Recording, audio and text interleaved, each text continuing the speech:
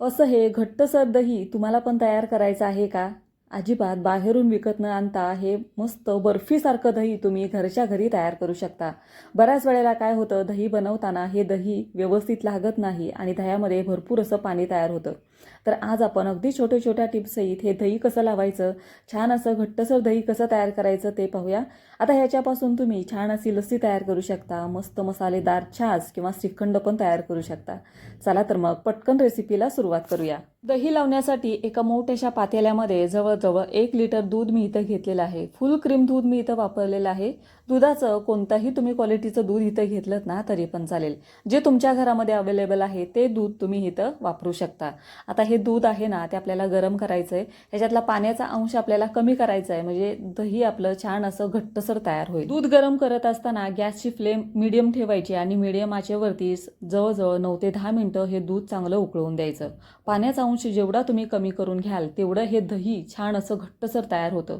मार्केटमध्ये पण असं दही मिळत नाही, एवढं दही तुम्ही छान असं घरच्या घरी तयार करू शकता. आता मी इथे फुल क्रीमचं दूध वापरलेलं आहे, पण तुम्ही जर गाईचं वगैरे दूध वापरत असाल ना तर त्याच्यामध्ये, आणि तुम्हाला जास्त वेळ कडवून द्यायचं नसेल दूध, तर तुम्ही ह्याच्यामध्ये ना 1 ते 2 चमचे ही मिल्क पावडर असते ती इथं जरी मिक्स केलीत ना दुधामध्ये तरी चालेल. तुम्हाला जास्त दूध कडवायची गरज लागत नाही. आपोआप ते दूध आहे ते घट्टसर तयार होतं आणि त्याच्यापासून जे दही तयार होईल ना ते पण अगदी छान तयार होतं. तर मी इथे जवळजवळ 9 ते 10 मिनिटं दूध मीडियम आचेवरती चांगलं कडवून दिलं. तर हे दूध कडवत असताना अधूनमधून असं हलवत राहायचं, म्हणजे दूध उतू जात नाही. आणि जवळजवळ 9 ते 10 मिनिटं झालेली आहेत. दूध पण बऱ्यापैकी छान असं कडलेलं आहे. तुम्ही बघू शकता. जे दूध आपण मागाशी घेतलं होतं त्याच्यापेक्षा दूध बरंचसं कमी झालेलं आहे.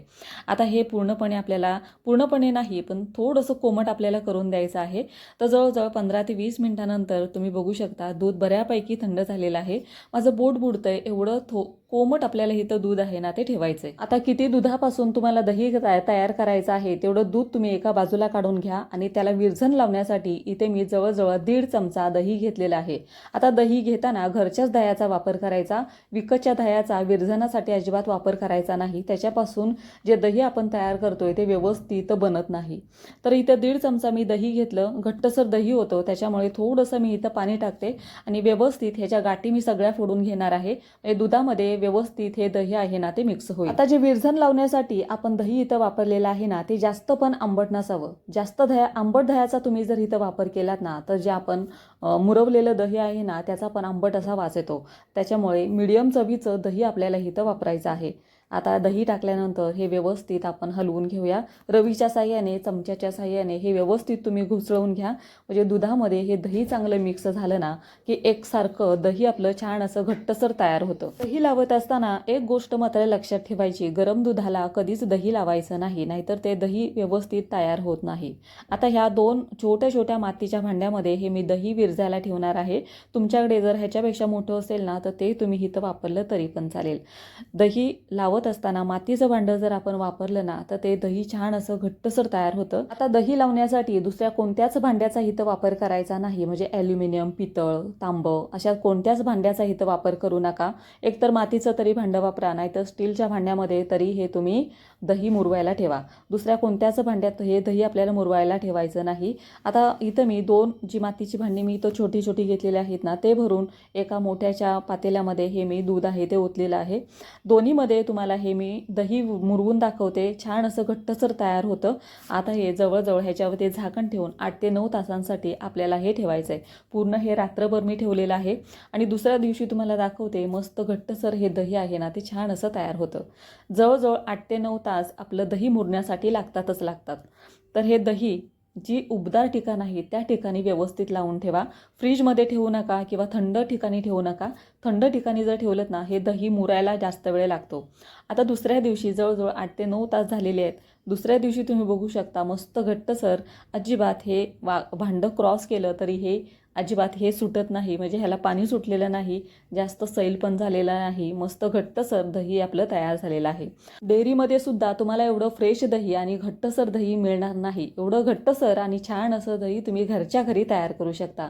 पॅकेटमधल्या दह्यामध्ये केमिकल टाकून ते मुरवलं जातं, त्याच्यामुळे ते दही खाण्यापेक्षा घरच्या घरी हे तुम्ही बनवून खाऊ शकता. रात्री दूध विरझायला ठेवत असताना हे थोडंसं दूध शिल्लक होतं, तर थोडंसं प्लास्टिकच्या डब्यामध्ये हे मी विरझायला ठेवलं. तर तुम्ही बघू शकता प्लास्टिकच्या डब्यामध्ये सुद्धा हे छान असं घट्टसर दही आहे ते तयार झालेलं आहे. अशा पद्धतीनं साध्या सोप्या पद्धतीनं दुधाला विरझण कसं लावायचं आणि घट्टसर दही कसं तयार करायचं हे मी तुम्हाला सांगितलेलं आहे. तुम्ही नक्की करून पहा. तुम्ही बनवलेलं दही अजिबात पातळ होणार नाही, आंबट होणार नाही आणि छान असं घट्टसर तयार होईल. ज्या वेळेला दही मुरलं जातं त्यावेळेला दही मुरल्यानंतर ते फ्रीजमध्ये ठेवा. जास्त वेळ दही बाहेर ठेवू नका, नाहीतर ते आंबट होतं आणि खायचं असेल त्यावेळेलाच ते बाहेर काढा. तर ते माठामध्ये लावलेलं म्हणजे मातीच्या भांड्यामध्ये लावलेलं दहीसुद्धा छान असं तयार झालेलं आहे. अजिबात त्याला पाणी सुटलेलं नाही. ह्या छोट्याशा टोपामध्ये सुद्धा मी लावलं होतं, ते सुद्धा मस्त घट्टसर दही आहे ते तयार झालेलं आहे. आता ह्या दह्यापासून तुम्ही लस्सी बनवू शकता, मसाला छास तयार करू शकता किंवा ह्याच्यापासून श्रीखंडसुद्धा तुम्ही तयार करू शकता. मस्त घट्टसर तयार होतो. मातीच्या भांड्यामध्ये लावलेल्या दह्यामध्ये अशा पद्धतीनं तुम्ही थोडीशी साखर टाका आणि थोडंसं हलवून घ्या. मस्त गोड लस्सी तुमची अगदी तयार होईल. आता ह्याच पद्धतीनं तुम्हाला जर छास बनवायचा असेल तर एका छोट्याशा भांड्यामध्ये वाटीभर दही घ्या, त्याच्यामध्ये एक मिरची कट करून टाका आणि ह्याच्यामध्ये छास मसाला टाका. आता हा छास मसाला कसा करायचा तो पण मी पाठच्या व्हिडिओमध्ये दाखवलेला आहे. तुम्हाला जो तो व्हिडिओ हवा असेल ना तर डिस्क्रिप्शनमध्ये लिंक देते, तिथे तुम्ही जाऊन बघू शकता. 1 चमचा छास मसाला टाकल्यानंतर हवं तेवढं पाणी घालायचं आणि हे चांगलं घुसळून घ्यायचं. व्यवस्थित हलवल्यानंतर पुदिन्याची पानं, कोथिंबीरची पानं बारीक कट करून टाकायची. मस्त तुमचं मसाला छास तयार झालेला आहे. मठ्ठा तुमचा तयार झालेला आहे. अशा पद्धतीनं वेगवेगळ्या रेसिपी तुम्ही ह्याच्यापासून तयार करू शकता.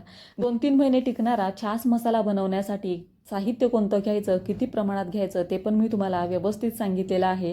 त्याच्यापासून बनवलेला छास मसाला अगदी परफेक्ट तयार होतो. नक्की करून पहा. रेसिपी आवडली असेल तर तुमच्या मित्रमैत्रिणींबरोबर पण शेअर करा. चला तर मग पुन्हा भेटूया अशाच साध्या सिंपल रेसिपीजबरोबर. तोपर्यंत खात राहा, मस्त राहा आणि रेसिपी आवडली असेल किंवा तुम्ही अजून संगीताच कुकिंग कॉर्नर या चॅनलला जर सबस्क्राईब केलं नसेल तर नक्की सबस्क्राईब करा. चला तर मग पुन्हा भेटूया अशाच एका नवीन रेसिपीबरोबर.